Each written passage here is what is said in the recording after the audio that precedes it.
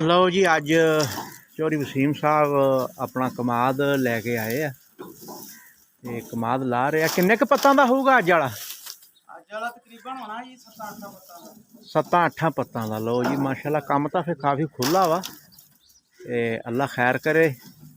ਹੁਣ ਕੁਛ ਹੀ ਦੇਰ ਤੋਂ ਬਾਅਦ ਸ਼ੁਰੂ ਕਰਾਂਗੇ।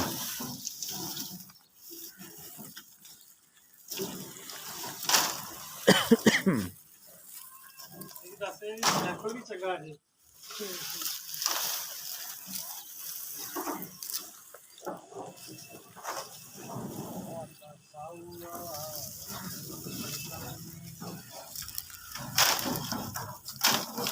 ਲਾਗੇ ਜਾਣਗੇ ਜਿੱਥੇ ਤੁਸੀਂ ਜਾਂਦੇ ਆਪਾਂ।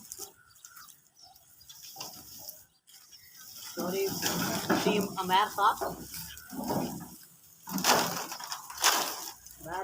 ਅੱਗੇ ਨੂੰ ਕਰੀ ਯਾਰ ਟਰੈਕਟਰ ਮੜਾ।